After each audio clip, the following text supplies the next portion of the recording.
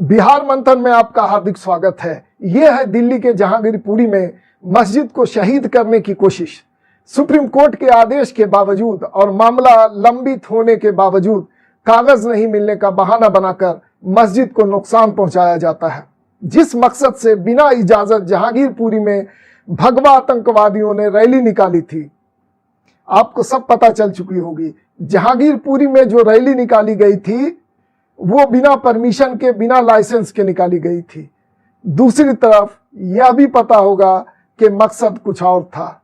इनका मकसद मस्जिद के अंदर भगवा लहराना था। भाजपा के स्लीपर सेल, आरएसएस और विश्व हिंदू परिषद एवं हिंदू संगठनों का मुख्य मकसद यही था, लेकिन मुश्किल हो गई।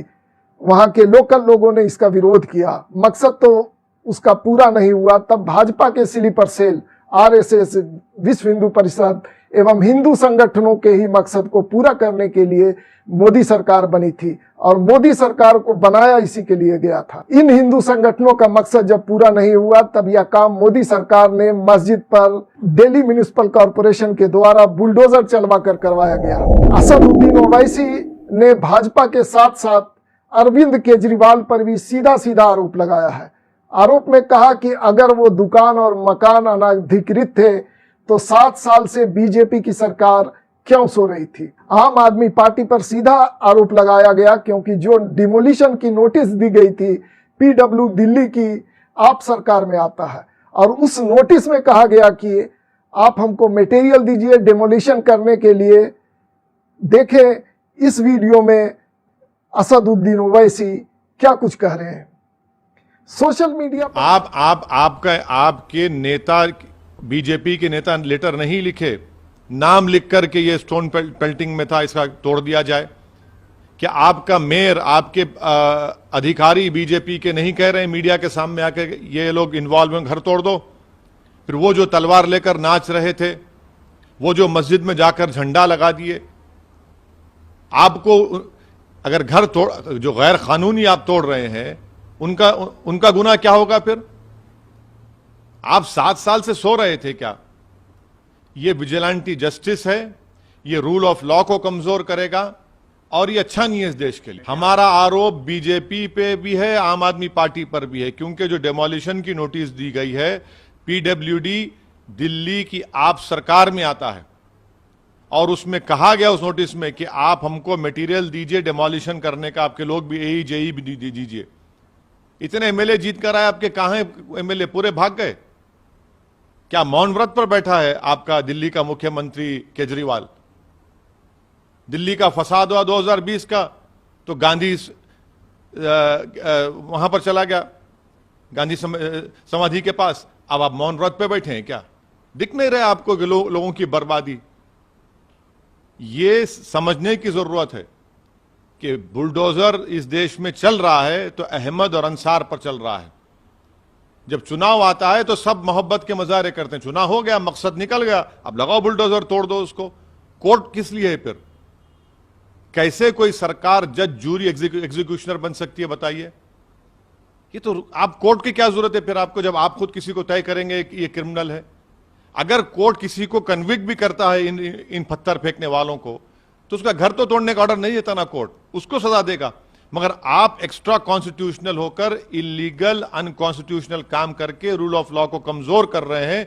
ये विजिलेंटी जस्टिस है, ये बीजेपी का। दोनों मिलकर कर रहे हैं ना डेमोलिशन। ये दोनों की मिली भगत से हो रहा है डेमोलिशन, ये इन गरीबों का, उन कमजोरों का। भाई जो दिन में 200-300 रुपये कमाते, उनको आप बेरोजगार करके, उनको उस पैसों से महरूम करके कौन सा आपको खुशी मिल रही है बताइए? क्या दिल्ली में इलीगल स्ट्रक्चर्स नहीं है?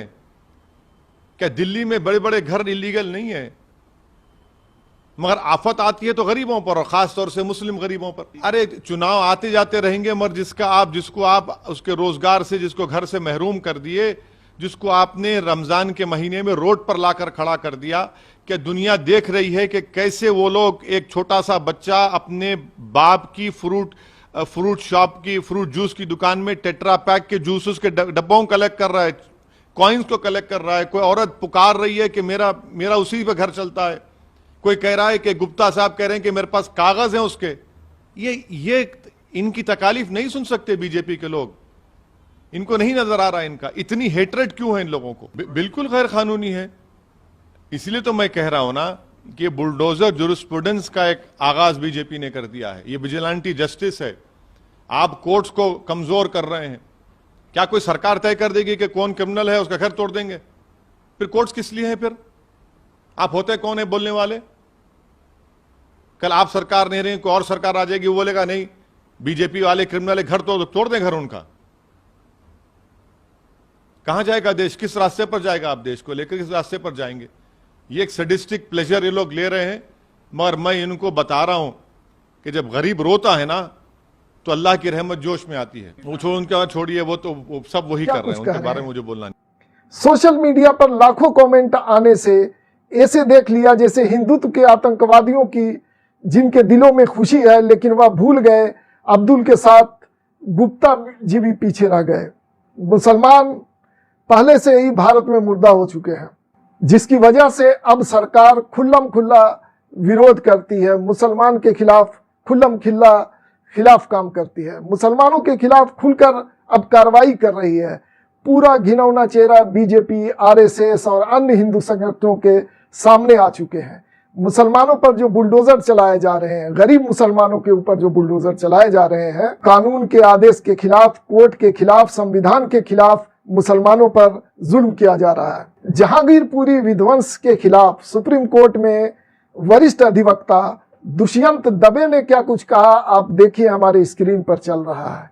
यदि आप इलीगल निर्माण के खिलाफ कार्रवाई करना चाहते हैं तो आप सैनिक फार्म पर जाएं, गोल्फ लिंक पर जाएं, जहां पर हर दूसरा घर इलीगल अतिक्रमण कर रहा है, लेकिन गरीब लोगों को लक्षित करते हैं। ये कहना है सुप्रीम कोर्ट के सीनियर अधिवक्ता का। भारत के मुसलमान कश्मीर के मुद्दे पर खामोश थे। जब किसी और भारत के राज्यों में मुसलमानों पर जुल्म हुआ तब भी खामोश रहे और बिरयानी खाने में बिजी रहे। आज वही जुल्म अब हमारे ऊपर भी आ गया है। यह समझना बहुत जरूरी है कि जब कानून का शासन खत्म हो जाए तब क्या होता है। कल दिल्ली के जहांगीरपुरी में बुलडोजर चला। पंडित का काम पूजा पाठ करवाने वाले रमन झा यहाँ पान की दुकान चलाते थे। उनकी दुकान काफी दिनों से 2-3 दशक से है। झा जी के पास एमसीडी का लाइसेंस भी था। झा जी चिल्लाते रहे। सुप्रीम कोर्ट ने तत्काल आदेश दिया कि कार्रवाई रोकी जाए, लेकिन अधिकारियों ने लिखित आदेश न पहुंचाने का बहाना और हवाला देकर तमाम दुकानें और घर तोड़ दिए। पंडित जी की भी दुकान तोड़ दी गई। थोड़ी ही देर में याचिकाकर्ता दोबारा कोर्ट पहुंचे और कहे, हुजूर आपके आदेश का पालन नहीं हो रहा है। अभी तक बुलडोजर रुके नहीं है। सुप्रीम कोर्ट ने दोबारा आदेश दिया कि तुरंत रोको। रजिस्ट्रार को आदेश दिया कि कमिश्नर को आदेश तुरंत पहुंचाओ। इस विध्वंस को रुकने के बाद भी झा साहब मीडिया वालों के सामने चिल्लाते रहे, मेरे पास पक्के कागज हैं। अगर झा साहब की दुकान पक्की थी, उनके पास परमिट था, तो उनकी दुकान क्यों गिराई गई? उनके पेट पर लात क्यों मारी गई? क्योंकि आपकी सरकार अहंकार और में अंधी हो चुकी है। वह कानून का सम्मान नहीं कर रही। वह किसी को सजा देने के लिए अदालत के आदेश का इंतजार नहीं कर रही। सरकार खुद ही न्यायाधीश बन गई।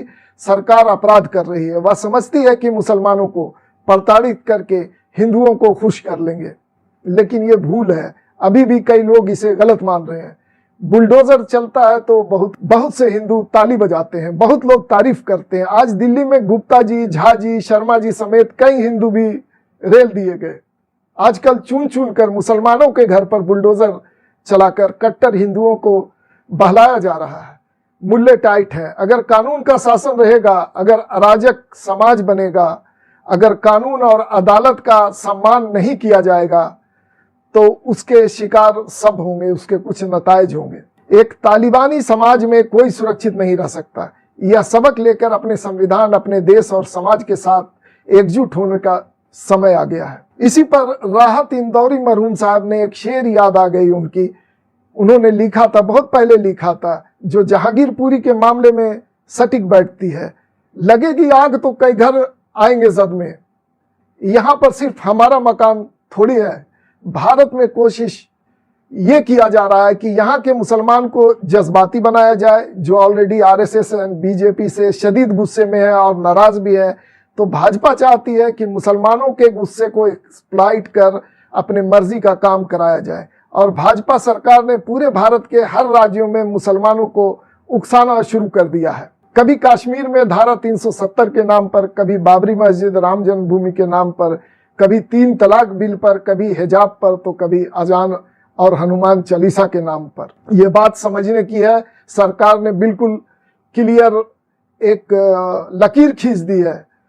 तो इस बात को हमारे सभी भाई समझें। हमारे हिंदू भाई जिन्होंने संविधान पर भरोसा है, किसी भी निर्णय लेने से पहले जहांगीरपुरी की उस हिंदू महिला की बात जरूर सुनिए, जो नेट पर अवेलेबल है, ट्विटर पर अवेलेबल है। वो क्या कुछ कह रही है। बजरंग दल वाले थे जो अपना कह रहे हैं बार बार कि शोभा यात्रा पे पथराव हुआ, तो कोई इंसान क्या करेगा। तुम लोग वहां पर मस्जिद के आगे, इनका रोजा खोलने का टाइम हो रहा है, उससे पहले अजान होती है ना, और आप लोग वहीं पर ही होकर डीजे बजा रहे हो, उल्टा सीधा कमेंट्स पास कर रहे हो कि और मुस्लिम्स के लिए उल्टा सीधा कह रहे हो। कौन कहां तक बर्दाश्त करेगा। उनको उकसा रहे हो बार बार। क्या कहा था आपको याद है? वो यही कह रहे हैं बार बार कि मुस्लिम्स को काटेंगे, मुसलमानों को काटेंगे, उनको रहने नहीं देंगे। जहांगीरपुरी प्रकरण में चलते चलते दूसरी तरफ यह भी देखें, दिल्ली अल्पसंख्यक आयोग में कैसे नाश्ता चाय सेशन चल रहा, और अपने अपने घर जाकर सोए मुसलमानों की आवाज उठाने के लिए दिल्ली अल्पसंख्यक आयोग है। तो फिर मिलते हैं दूसरे वीडियो में, देखते रहें। धन्यवाद, बहुत बहुत शुक्रिया।